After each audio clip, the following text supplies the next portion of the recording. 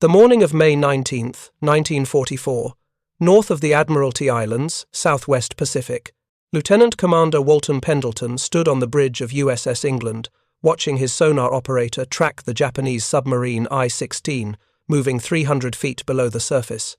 In 13 minutes, his destroyer Escort would fire a weapon that most Royal Navy captains had refused to use just 18 months earlier. A weapon so distrusted that the Admiralty had issued directives demanding written explanations from any captain who encountered a submarine and chose not to employ it. The Hedgehog anti-submarine mortar sat on England's foredeck, 24 steel spigots pointing skyward like the quills of its namesake. Each spigot held a 65-pound projectile. If you're enjoying this deep dive into the story, hit the subscribe button and let us know in the comments from where in the world you are watching from today. With 35 pounds of Torpex explosive, when fired, these bombs would arc 250 yards ahead of the ship, landing in an elliptical pattern 140 feet wide. They would sink at 7 meters per second, reaching submarine depth in under 9 seconds. And, unlike depth charges that exploded whether they hit or missed, Hedgehog projectiles detonated only on contact with a hard surface. One direct hit was typically enough to sink a submarine. The mathematics were merciless. But in early 1943, when 100 ships had been fitted with Hedgehog, the weapon achieved just 5% kill rates. Crews called it the silent failure. Officers questioned whether it worked at all. Some captains openly refused to use it, preferring the psychological comfort of depth charge explosions over Hedgehog's discouraging silence when it missed. By May 1944, something had changed. USS England was about to demonstrate exactly what. At 13:41 hours, England made her first Hedgehog attack on I-16. Miss. The submarine, commanded by experienced Lieutenant Commander Takeuchi Yoshitaka, executed evasive maneuvers. Second attack at 13:48, one hit at 130 feet depth, but the big submarine survived. Third attack missed because the depth estimate was wrong. Fourth attack, the submarine outmaneuvered. At 14:33, Pendleton's executive officer, Lieutenant John Williamson, calculated the firing solution for the fifth attack. This time, 4 to 6 Hedgehog projectiles struck home. The underwater explosion lifted England's fantail clear of the water, knocked men off their feet.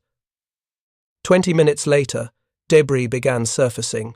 The following day, an oil slick stretched 3 miles by 6 miles across the calm Pacific. I-16 went down with all 107 hands. It was England's first submarine kill.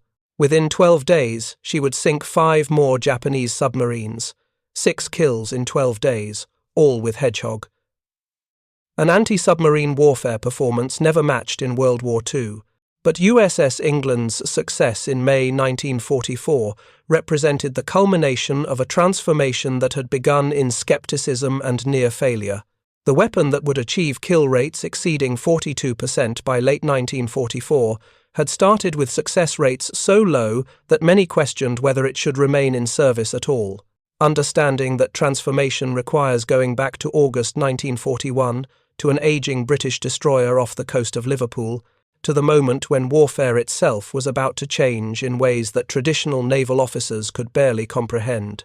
HMS Westcott was a W-class destroyer, launched in 1918 and showing her age by 1941. She had spent the previous year conducting convoy escort duties in the brutal North Atlantic, where German U-boats were sinking merchant ships faster than Britain could replace them. In August 1941, Westcott was pulled from convoy duty and sent to Liverpool for a peculiar modification. Her forward 4-inch gun was removed and replaced with what appeared to be a crude framework of steel spigots arranged in 6 rows of 4. The weapon looked primitive, almost medieval, 24 metal rods protruding from a steel cradle, each designed to hold a bomb with a tailpipe that would fit over the spigot. The propelling charge was built into the launcher itself, not the projectile. When fired, the charge would detonate against the rod, launching the bomb forward in a calculated arc.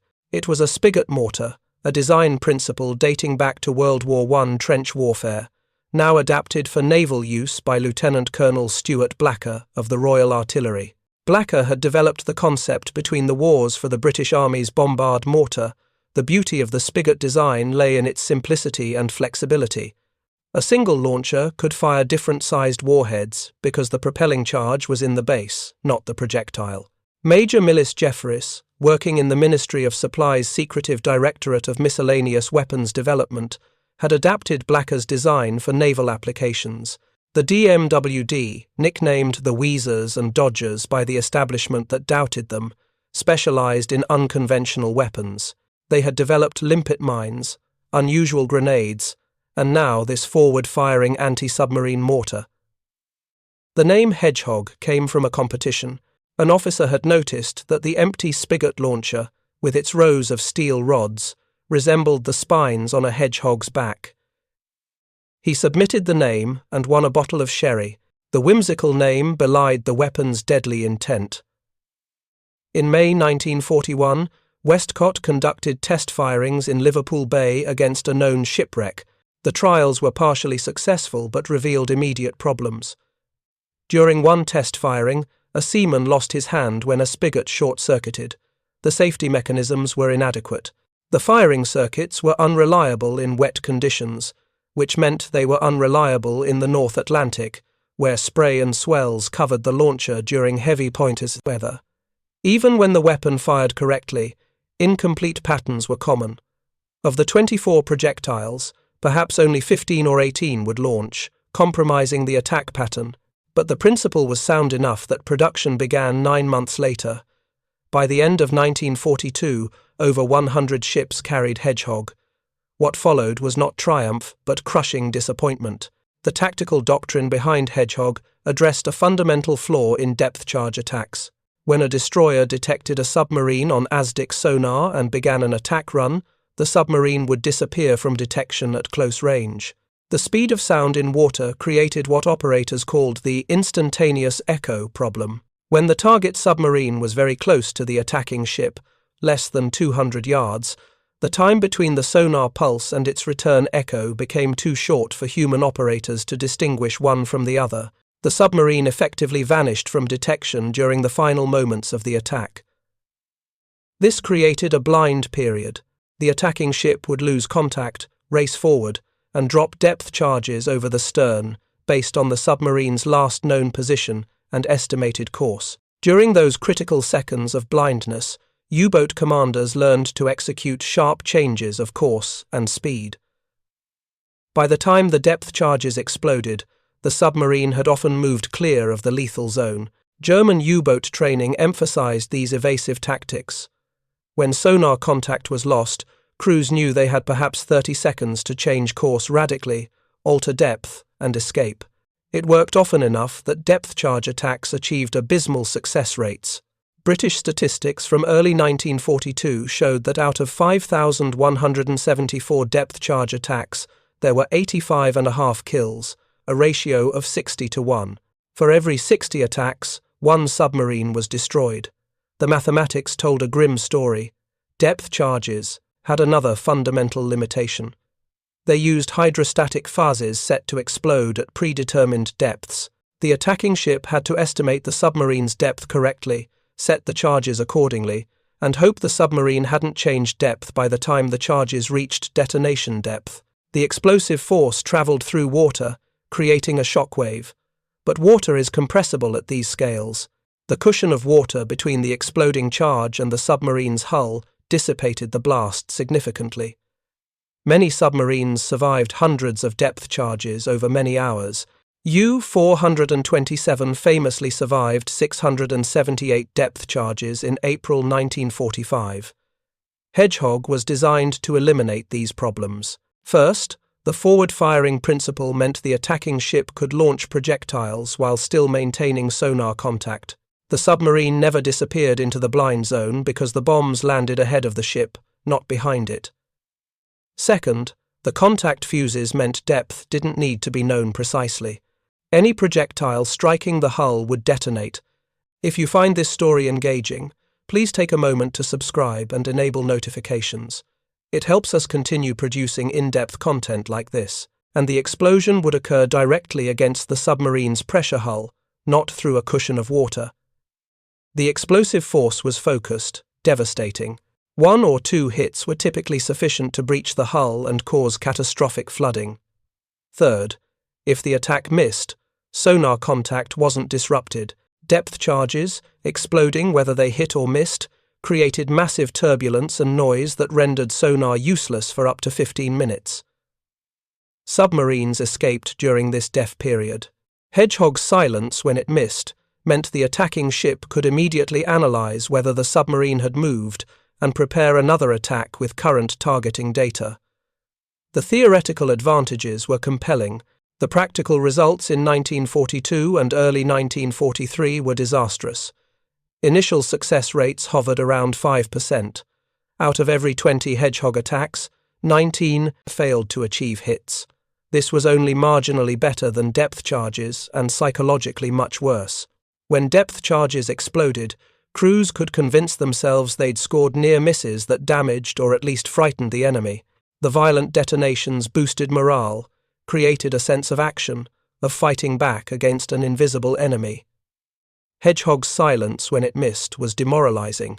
The projectiles would launch with satisfying thumps, arc through the air in their elegant pattern, splash into the water, and then sink in silence toward the depths.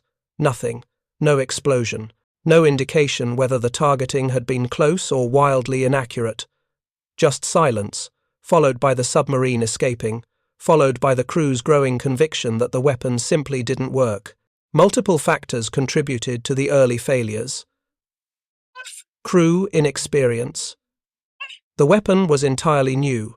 Attacking with Hedgehog required different tactics than depth charge runs. Officers and ratings trained on traditional methods struggled to adapt. The timing, the approach angle, the speed, all differed from conventional attacks.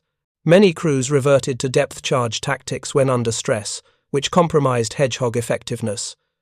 Second, equipment reliability problems plagued the weapon. The North Atlantic environment was brutal. Salt spray corroded electrical connections. Heavy seas soaked the launcher, causing short circuits that prevented complete salvos from firing. Maintenance information was inadequate or non-existent. Ships received Hedgehog installations without proper manuals, without training documentation, without clear procedures for troubleshooting firing circuit failures. Crews were wary of the weapon because they didn't understand it fully and didn't trust it to work when needed. Third, low confidence became self-reinforcing. Captains who doubted Hedgehog's effectiveness were reluctant to use it. When they did use it and it failed, their doubts were confirmed. They reverted to depth charges, which at least created reassuring explosions even if they rarely sank submarines. This low utilization meant crews gained little practical experience, which perpetuated poor performance, which further eroded confidence. By early 1943, the situation had deteriorated to the point of crisis. Royal Navy statistical analysis revealed that ships equipped with Hedgehog were barely using it. Captains would detect submarines, close for attack, and drop depth charges instead. The expensive, innovative weapon system was being ignored.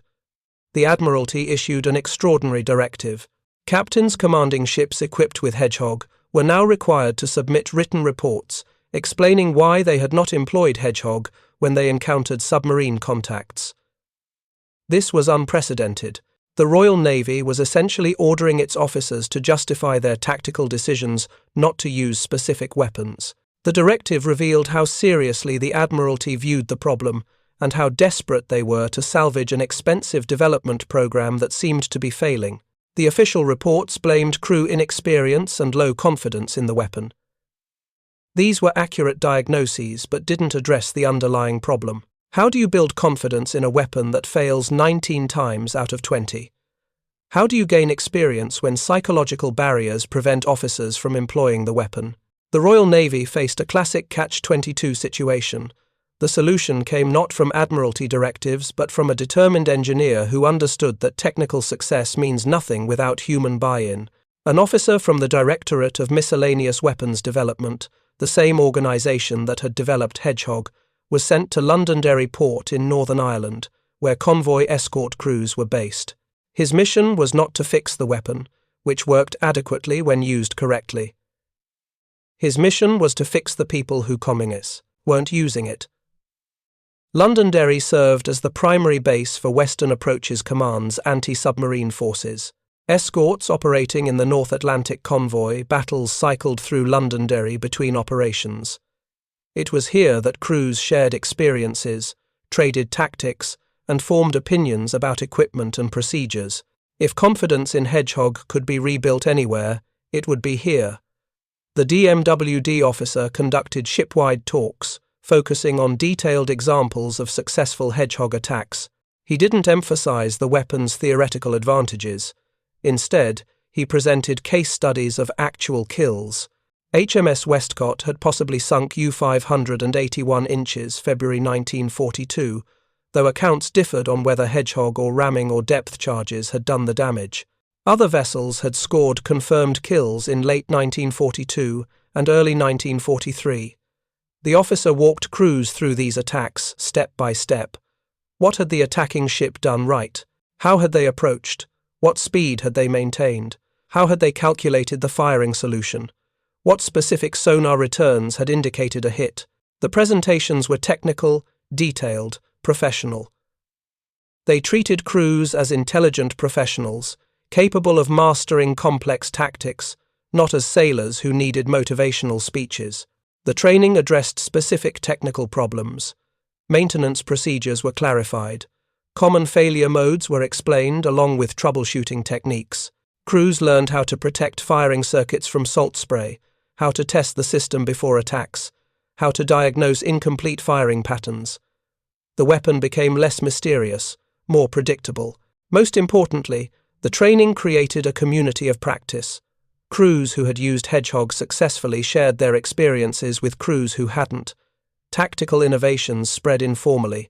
Officers learned that approaching at slower speeds improved accuracy by reducing the ship's motion and giving sonar operators better tracking data. They learned that firing when the submarine was at shallower depths increased hit probability because the projectiles had less time to drift off target during their descent. Gradually, incrementally, confidence improved. Captains began using Hedgehog more frequently. As utilization increased, crews gained practical experience. Performance improved. Success stories accumulated. The weapon's reputation began to shift from failure to effectiveness. By mid-1943, kill rates had improved measurably. Ships using Hedgehog properly in deliberate attacks were achieving success rates around 10 to 12%. Still not spectacular, but double the early failure rate and significantly better than depth charges. More importantly, the trend was clearly upward. Every month brought incremental improvements as tactics were refined and shared across the fleet. The weapon's physical characteristics created specific tactical requirements that crews learned through experience. The elliptical pattern measured 140 feet by 120 feet, a Type 7 U-boat. The most common German submarine measured 220 feet in length with a beam of 20 feet. Simple geometry showed that the Hedgehog pattern could cover a submarine's length but required precise placement. The attacking ship needed accurate targeting data right up to the moment of firing. This demanded different skills from depth charge attacks. With depth charges, the attacking vessel raced over the submarine's last known position and dropped explosives. Speed and aggression defined the tactic. With Hedgehog, the attacking vessel needed to approach more methodically, maintaining sonar contact, calculating the submarine's course and speed, predicting where it would be when the projectiles arrived. It was more like gunnery than depth charge warfare, requiring calculation rather than pure aggression. Officers learned that reducing approach speed from 20 knots to 12 knots dramatically improved accuracy. The slower speed gave sonar operators better tracking data and reduced the ship's pitching and rolling, which affected the Hedgehog launcher's aim. But slower approaches felt wrong to captains trained in aggressive attack runs. Overcoming this psychological barrier required confidence in the weapon's capability and trust in the new tactics. The projectiles themselves were elegantly engineered once crews understood them. Each bomb weighed 65 pounds, with 35 pounds of Torpex explosive in the warhead. Torpex was a British development, more powerful than TNT, consisting of 42% RDX, 40% TNT, and 18% powdered aluminum. The aluminum enhanced the blast effect underwater. The tail section contained the spigot tube that fitted over the launcher rod. The contact fuse was sophisticated and had required considerable development to perfect. It had to survive the launch acceleration, the impact with water at high velocity, and the descent through increasingly high pressure as it sank. It had to remain inert until the projectile struck something solid, then detonate reliably. Early versions had been unreliable. By 1943, the fuse design had been refined to the point of consistent performance. When launched, the 24 projectiles followed ballistic trajectories calculated to land in the elliptical pattern approximately 250 yards ahead of the ship. The firing sequence was staggered by fractions of a second, so all projectiles would land simultaneously, maximizing the chance of multiple hits on a maneuvering target. Upon entering the water, the projectiles oriented themselves to sink vertically, aided by fins that stabilized their descent. The sink rate of 7 meters per second meant that projectiles reached 200 feet depth in approximately 9 seconds. This was dramatically faster than depth charges, which took 45 seconds or more to reach attack depth. The faster sink time gave submarines less opportunity to evade. It also meant the attacking ship's prediction of where the submarine would be when weapons arrived needed to cover only 9 seconds of submarine movement rather than 45 seconds. These tactical advantages became apparent as crews gained experience. By late 1943, Hedgehog was no longer the weapon that captains avoided. It had become the weapon that experienced anti-submarine warfare officers preferred when they had good sonar tracking data and confident crews. The breakthrough came in statistical documentation. British Admiralty analysts maintained meticulous records of every anti-submarine attack throughout the war. These statistics revealed the transformation in stark mathematical terms. Out of 5,174 depth charge attacks throughout the war, British forces achieved 85.5 kills. That ratio of 60.5 to 1 represented the baseline effectiveness of conventional weapons. Hedgehog, by contrast, made 268 attacks and achieved 47 kills, a ratio of 5.7 to 1, nearly 11 times more effective than depth charges. By late 1944, ships and crews proficient with Hedgehog were achieving even better results. Royal Navy records showed that experienced crews operating in deliberate attacks achieved success rates approaching 35 to 42%. More than one attack in 3 was sinking submarines. The implications were staggering. If the Royal Navy had possessed Hedgehog earlier in the war, and if crews had been properly trained from the start, the Battle of the Atlantic might have been decided months or years sooner. Thousands of merchant sailors might have been saved. Millions of tons of supplies might have reached Britain without loss. The counterfactual mathematics were speculative but suggestive. What mattered in 1944 was that Allied anti-submarine forces finally possessed a weapon that gave them overwhelming tactical advantage. German U-boat commanders, who had learned to evade depth charges through practiced maneuvers during the blind period, found themselves dying with almost no warning. Hedgehog attacks gave no indication to the submarine that an assault was imminent. The projectiles made no sound as they fell through the water. U-boat sonar operators trained to listen for depth charges splashing into the water heard nothing. The first indication that a Hedgehog attack had been launched was the explosive detonation of projectiles striking the pressure hull. German submarine veterans who survived the war later described Hedgehog attacks in terms of psychological terror beyond even depth charge barrages. Depth charges, for all their devastating power, followed a predictable pattern. Sonar contact would be lost. The submarine would maneuver. Then came the rolling thunder of explosions, terrifying but at least comprehensible. Crews could estimate whether they'd evaded successfully based on the proximity of detonations. Hedgehog offered no such predictability. The submarine would be detected on sonar. Nothing would happen. Then sudden, catastrophic explosions directly against the hull with no warning whatsoever. The difference between survival and death was whether the attacking ship's calculations had been accurate. U-boat crews had no agency, no opportunity to evade. They could only wait and hope the Allied ship above them made an error in targeting. The psychological impact of this helplessness undermined German submarine morale even before considering the mathematical certainty of eventual death.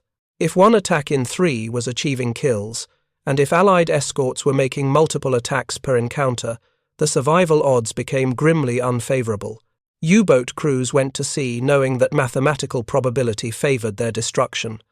The United States Navy, receiving Hedgehog through reverse lend-lease arrangements in 1942, initially experienced the same skepticism and poor results that had plagued the Royal Navy. American destroyers and destroyer escorts received Hedgehog installations starting in late 1942. Early American results mirrored British experience: low success rates, equipment reliability problems, crew skepticism. But the US Navy benefited from British lessons learned. American training programs incorporated the tactical innovations that British crews had developed through painful trial and error. The US Navy also brought its characteristic emphasis on standardized procedures and systematic training to Hedgehog operations. American destroyer escort crews drilled endlessly on Hedgehog attacks, developing proficiency before encountering enemy submarines. USS England exemplified this approach. Commissioned in December 1943, England's executive officer was Lieutenant John Williamson, an officer with technical aptitude and genuine enthusiasm for innovative weapons. While England was still in San Francisco completing her shakedown, Williamson conducted repeated Hedgehog test firings into the harbor. He studied the weapon's ballistics, timing, and firing patterns. He trained his crew relentlessly on attack procedures.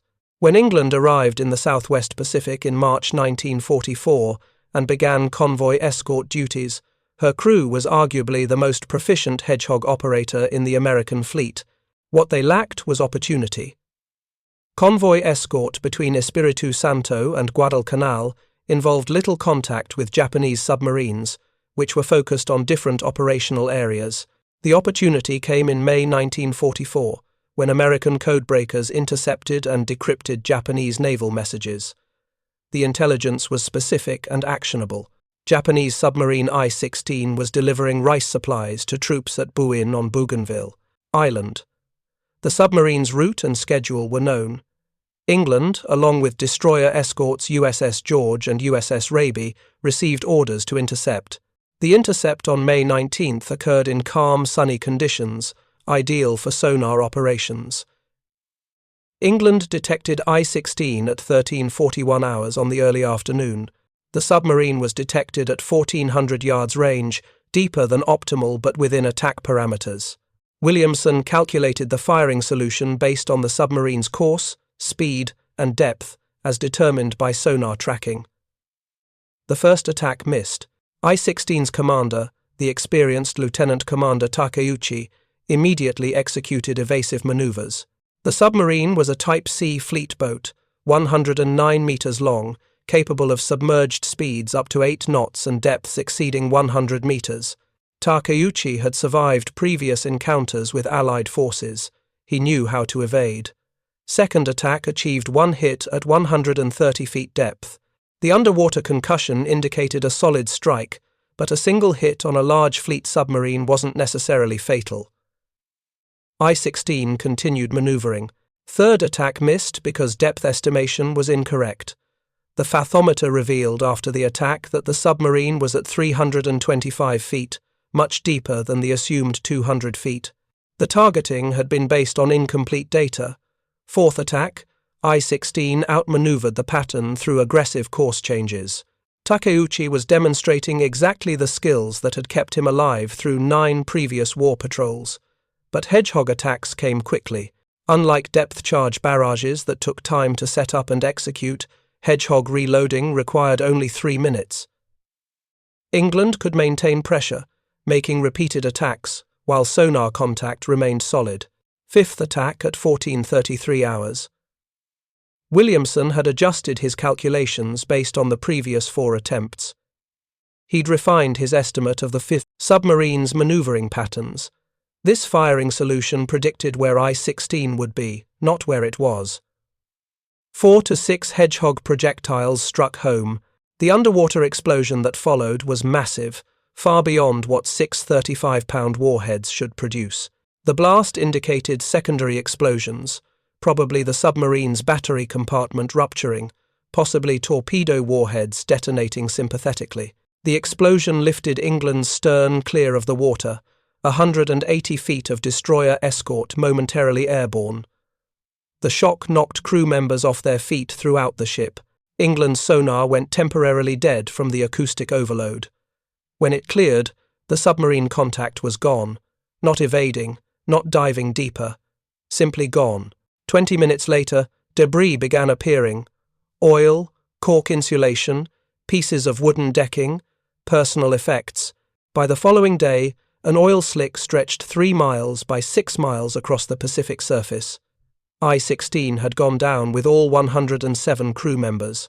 There were no survivors. Modern underwater archaeology has never located the wreck. For England, it was the first kill, but not the last. American codebreakers had intercepted another Japanese message on May 20th. The decrypt revealed that Japanese submarines were being positioned in a patrol line north of the Admiralty Islands, intended to intercept American aircraft carrier movements. The Japanese had used this tactic before, deploying submarines at 30 nautical mile intervals across expected American approach routes. This time, the Americans knew the patrol line existed, knew its approximate position, and decided to destroy it systematically. England, George, and Raby were ordered to roll up the Japanese submarine picket line from one end to the other. What followed was the most concentrated anti-submarine success in naval history. On May 22nd at 0350 hours, George's radar picked up a surfaced submarine contact, and at 8 miles range, it was RO-106, a smaller Type KS submarine cruising on the surface to recharge batteries. George illuminated the submarine with her searchlight. RO-106 crash-dived immediately. George moved in for a Hedgehog attack at 0415 but missed. The submarine was executing evasive maneuvers underwater. England regained sonar contact at 0425. Williamson calculated a new firing solution. First attack missed. The crew reloaded in 3 minutes. Second attack at 0501 achieved at least 3 detonations. A massive underwater explosion followed as England prepared for a third attack. Heavy oil slick and debris appeared after sunrise. RO-106 had been destroyed with all 57 crew members. The 3 destroyer escorts formed a line-abreast search pattern with 16,000-yard intervals during darkness, sweeping northward along the projected submarine patrol line. The tactic was methodical, professional, and devastating in its efficiency. The Americans were using intelligence to hunt submarines the way submarines usually hunted convoys, with foreknowledge of enemy positions and movements. May 23rd, 0600 hours. Raby detected RO-104 on radar. The submarine dived. Raby made 4 Hedgehog attacks starting at 0617. All missed. George joined the attack, making 5 Hedgehog attempts. All missed. By 0810, 9 attacks had been made without hits. The submarine's evasive maneuvering was effective, and the targeting solutions weren't accounting for its movements accurately. At 0810, England moved in. Hamilton Haynes, the division commander embarked on George, had witnessed enough failures. England had proven her capability. Williamson launched his attack. First salvo missed. Reload. Second attack at 0834 achieved an estimated 10 to 12 detonations. The sound of the submarine breaking up carried through the water, audible to all 3 escorts. 3 minutes later, a major underwater explosion. Debris and oil appeared on the surface at 10:45. RO-104 was gone with all 53 crew. That evening, May 24th at 0120 hours, George detected RO-116 on radar. England gained sonar contact at 0150. The attack came at 0214, 3 to 5 detonations on the first Hedgehog salvo. Breaking up noises followed. though the major explosion characteristic of the previous kills didn't occur. Small amounts of oil and debris appeared at sunrise. By the following day, the oil slick had expanded to several square miles. RO 116 had been destroyed with all 56 crew members. 3 submarines in 3 days. On May 26th, a hunter-killer task force arrived centered on escort carrier USS Hoggett Bay with 4 Fletcher-class destroyers. This relieved England, George, and Raby, allowing them to proceed to Manus for resupply and rest. But en route to Manus, the destroyer escorts encountered another submarine. May 26th at 2300 hours, George detected RO 108 on radar. The submarine dived. All 3 escorts closed for attack. England gained sonar contact at 2304 and made her first Hedgehog attack at 2323 hours. 4 to 6 projectiles detonated. The submarine was damaged but not destroyed. RO 108 continued fighting for survival. Breaking up noises indicated severe damage, but the submarine maintained depth control and kept maneuvering. The escorts continued attacking through the night. Multiple Hedgehog salvos were fired. The submarine wouldn't die. It was a demonstration of how tough these boats were, how resilient their pressure hulls, how determined their crews. Even with multiple hits, RO 108 survived hours of assault. Finally, at dawn, with RO 108 still maneuvering defensively, Commander Haynes ordered England to hold back. This was an operational decision based on broader tactical considerations. But after watching George and Raby miss with repeated attacks, Haynes relented. The famous radio message went out. "Oh hell, go ahead, England."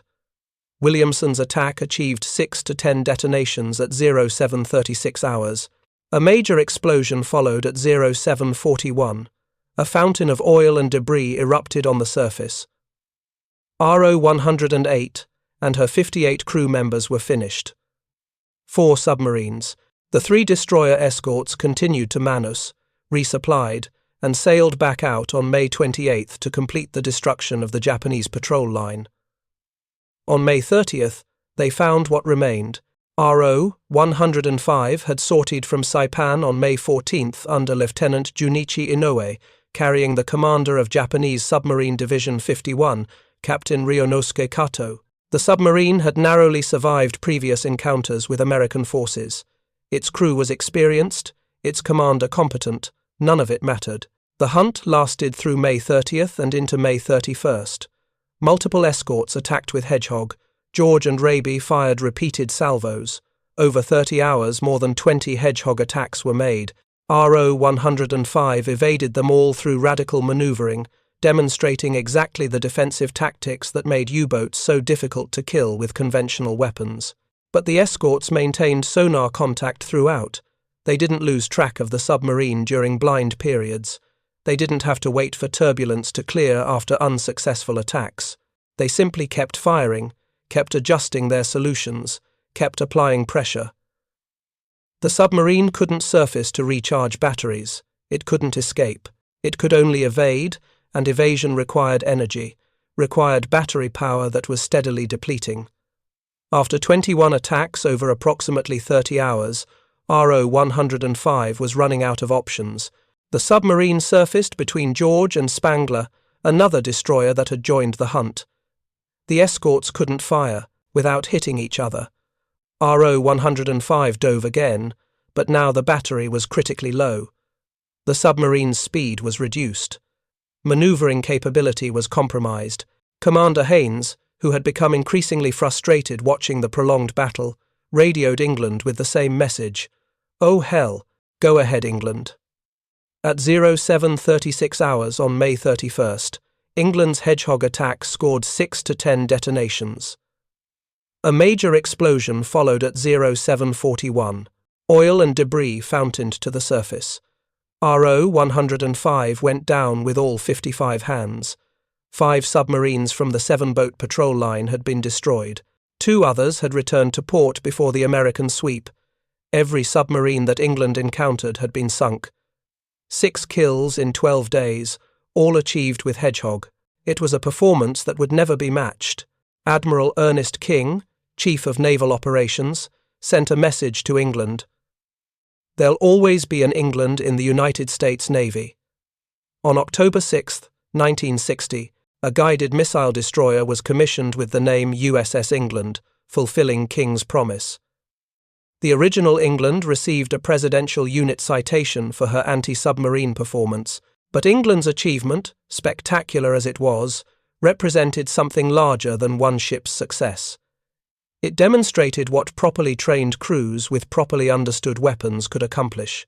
The journey from 5% success rates in early 1943 to over 40% by late 1944 reflected not just equipment improvements but a transformation in tactical doctrine, training methods, and operational confidence. The weapon's characteristics demanded different approaches that initially seemed counterintuitive.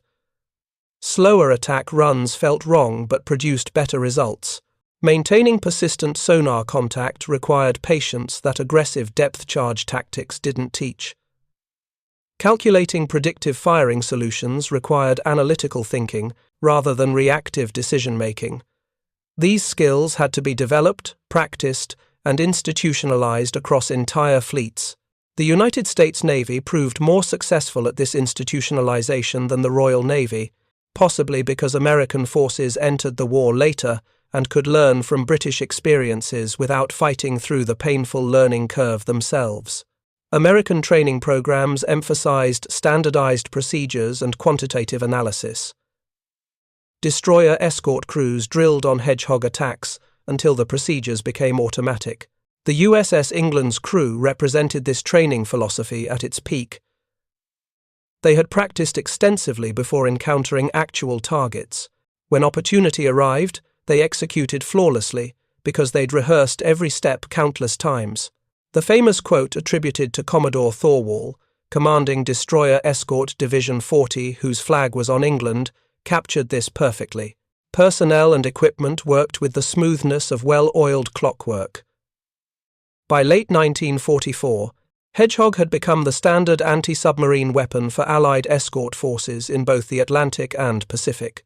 The weapon that had nearly been abandoned in early 1943 due to poor results and low confidence now defined the state-of-the-art in anti-submarine warfare. Ships without Hedgehog were considered inadequately equipped for submarine hunting. The transformation extended beyond just equipment and tactics. It represented a fundamental shift in how naval warfare approached the problem of hidden underwater targets. The principle of ahead-throwing weapons with contact fuses would dominate anti-submarine doctrine for decades. The British developed Squid, a 3-barreled mortar that launched larger depth charges ahead of the attacking ship, though it used calculated depth settings rather than pure contact fuses. Squid entered service in late 1943 and was even more effective than Hedgehog, though fewer ships were equipped with it before war's end. The United States developed Weapon Alpha, a rocket-propelled version of Hedgehog called Mousetrap, for smaller patrol craft that couldn't accommodate the full Hedgehog installation. Later came ASROC, the anti-submarine rocket, which remained in service through the Cold War and beyond. All these weapons traced their lineage back to the spigot mortar that Lieutenant Colonel Blacker had designed for the British Army and that the Wheezers and Dodgers had adapted for naval use. The psychological impact on enemy submarine forces was profound and measurable. German U-boat morale, already declining by 1943 due to increasing Allied air superiority and convoy defences, deteriorated further as Hedgehog became widespread. Post-war interviews with surviving U-boat commanders revealed the particular terror that ahead-throwing weapons inspired. The silent approach, the sudden detonation without warning, the knowledge that evasive maneuvers offered no protection, all contributed to a sense of helplessness that traditional depth charge attacks, for all their violence, hadn't created. Japanese submarine crews faced similar psychological pressures, compounded by the devastating losses of May 1944. When news of the patrol line's destruction reached Japanese submarine command, the operational implications were clear. American anti-submarine capabilities had reached a level where even routine patrol missions had become near suicidal. Japanese submarine doctrine shifted from offensive operations to primarily defensive and supply missions, reflecting the recognition that survival against Allied escorts was now mathematically improbable.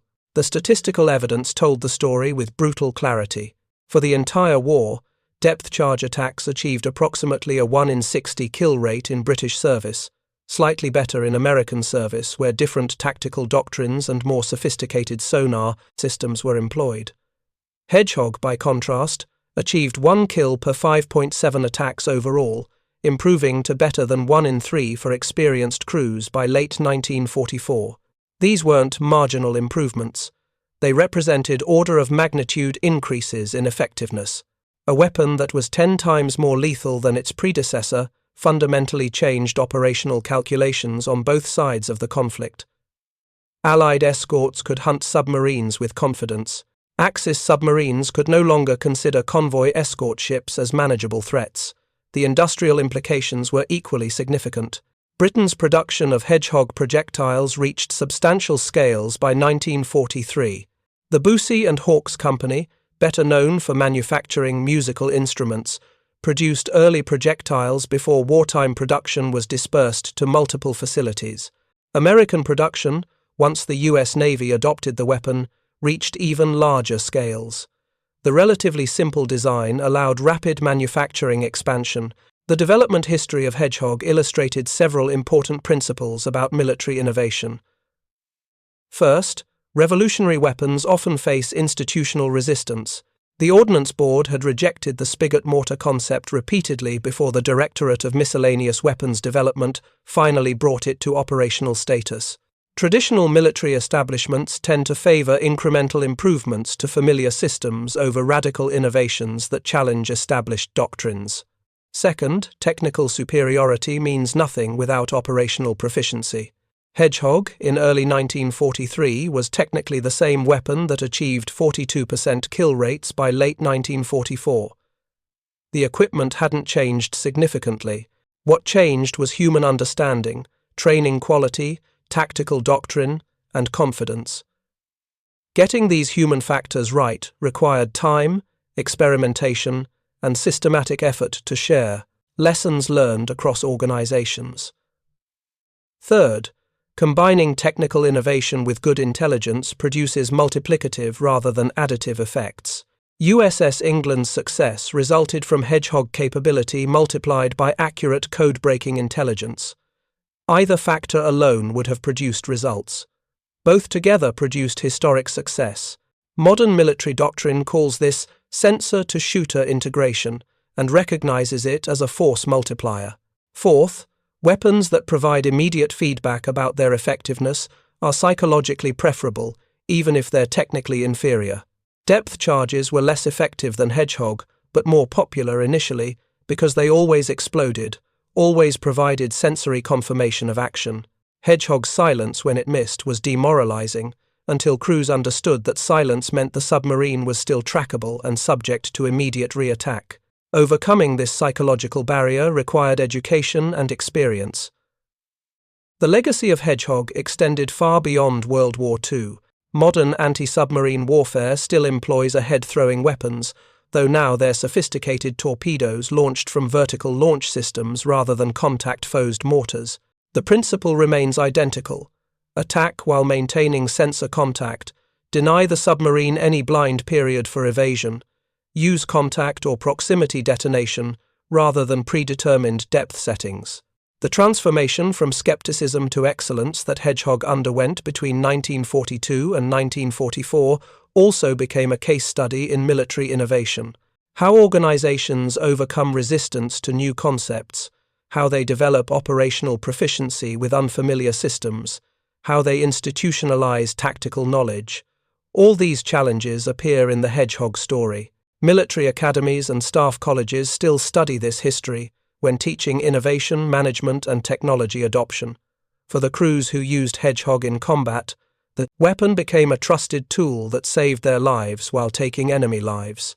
Lieutenant Williamson, England's executive officer during the famous May 1944 patrol, later wrote about the weapon with professional admiration. He understood its ballistics, practiced its employment endlessly, and when the moment came, executed flawlessly. That combination of technical knowledge, practiced skill, and confident execution defined successful Hedgehog operations. The sailors who loaded the projectiles, maintained the firing circuits, and operated the launchers developed similar professional respect for the weapon. It was no longer the strange contraption that British crews had mistrusted in early 1943. It was the weapon that worked, that sank submarines, that brought them home alive. The psychological transformation from skepticism to confidence was complete. The final accounting of Hedgehog's impact can be measured in multiple ways. 268 attacks produced 47 kills in British service alone. American statistics added substantially to these totals. More broadly, Hedgehog availability forced Axis submarines to operate with increased caution, reduced effectiveness, and declining morale. The weapon's mere presence as a threat altered enemy behavior even before contact occurred. The story of how a weapon went from 5% success rates to 42% effectiveness illustrates a truth about warfare that extends beyond any single technology. Technical capability matters, but human factors determine actual performance. Training, doctrine, confidence, and institutional support transform theoretical potential into operational reality. The Hedgehog succeeded not because it was perfect, but because the Royal Navy and US Navy ultimately committed to making it work despite early disappointments. For British submariners serving on Allied escorts in 1944, watching Hedgehog achieve kill rates that would have seemed impossible just 18 months earlier, the transformation must have seemed almost miraculous. The weapon they'd doubted, the system they'd been ordered to explain not using, had become the most effective submarine killer in the Allied arsenal. The silent failure had become the deadly success. The mathematics were undeniable. The psychological shift was complete, and somewhere beneath the Pacific, in water deep enough that sunlight never penetrates, in positions marked only by oil slicks that dispersed long ago, rest the remains of submarines destroyed by projectiles that weighed 65 pounds each, that flew through the air in elegant parabolas, that sank silently until they struck home. The crews who died never knew what hit them. The crews who launched those projectiles knew exactly what they'd done, knew the weapon worked, knew the statistics favoured survival. That confidence, that knowledge, that transformation from doubt to certainty was perhaps Hedgehog's greatest achievement. Thank you for watching. For more detailed historical breakdowns, check out the other videos on your screen now, and don't forget to subscribe.